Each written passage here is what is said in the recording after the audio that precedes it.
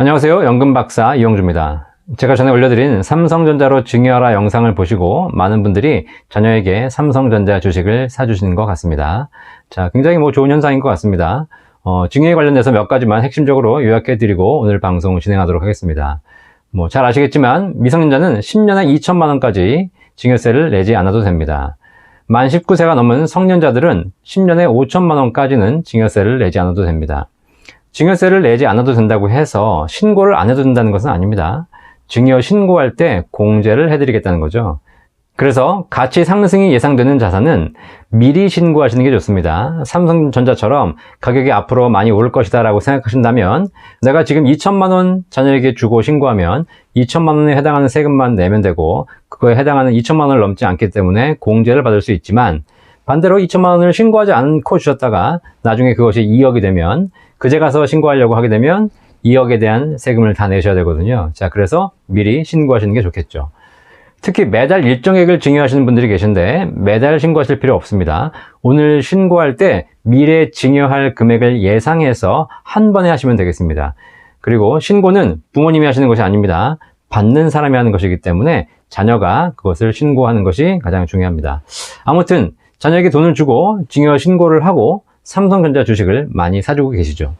자, 그런데 제가 오늘 말씀드리려고 하는 핵심은 바로 이겁니다. 그 모든 것을 다 엄마가 해주고 있다는 겁니다. 자, 삼성전자 주식을 자녀에게 사주는 이유가 뭘까요?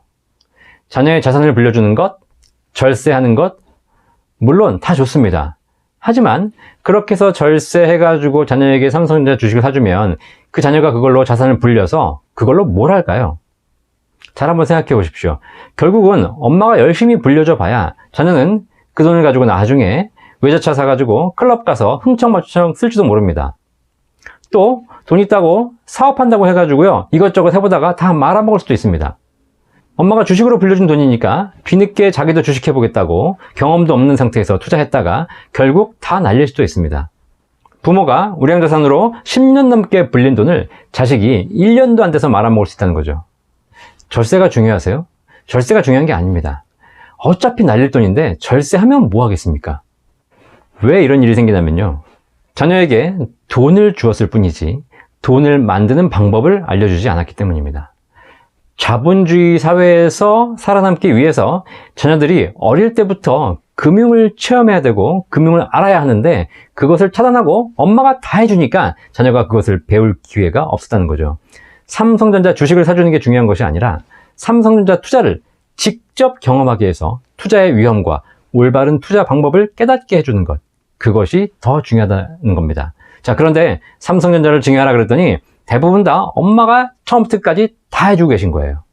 자식은 삼성전자를 산지도 몰라요. 이런 것은 올바른 증여도 아니고요. 결론적으로 이렇게 증여해봐야 나중에 더 큰 문제가 생길 수 있다는 거죠.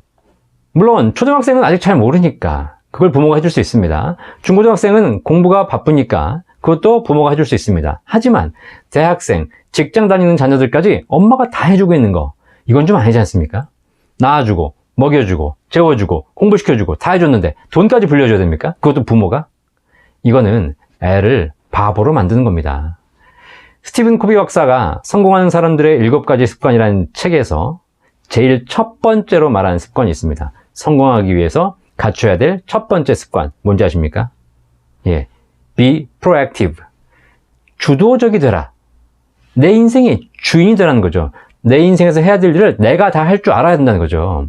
애들이 본인의 인생의 주인이 되어야 하고 그걸 통해서 본인이 성장해야 하는데 그 모든 것을 부모가 다 해주고 있다는 거죠. 모든 걸 부모가 다 해주면 애들이 어떻게 주도적이 되겠습니까? 평생 수동적인 인생을 살 수밖에 없다는 거죠. 삼성전자 주식을 사줬지만 어떻게 투자해야 하는지, 왜 투자해야 하는지 그런 걸 전혀 모르는 상태에서 그냥 엄마가 해준 겁니다. 엄마가 사줬어요. 이거는 올바른 투자가 아니라 결국 또 하나의 눈먼 돈을 만들어주는 것일 뿐입니다. 성년 자녀라면 본인이 매달 꾸준히 주식을 사면서 수익도 체험하고 손실도 체험하고 주식수가 늘어나는 재미도 느끼고 또 배당도 받아보고 배당으로 여자친구 선물도 사주고 얼마나 좋습니까? 부모님은 원포인트 조언을 하는 역할을 하는 겁니다. 처음부터 끝까지 다 챙기는 것이 아니라는 겁니다. 자녀에게 줘야 할 것은 돈도 중요하지만 경험이 더 중요합니다.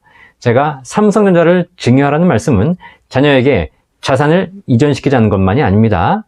초저금리 시대, 위험이 커져가는 시대, 안전한 것이 더 이상 안전하지 않은 시대에 자녀가 위험을 회피하는 것이 아니라 과감히 도전해서 그 위험을 관리하고 그 위험을 컨트롤할 수 있는 방법을 알려주는 것, 올바른 투자 방법을 깨닫게 하는 것, 이것이 삼성전자 주식을 증여하는 근본적인 이유라는 거 꼭 명심하시기 바라겠습니다.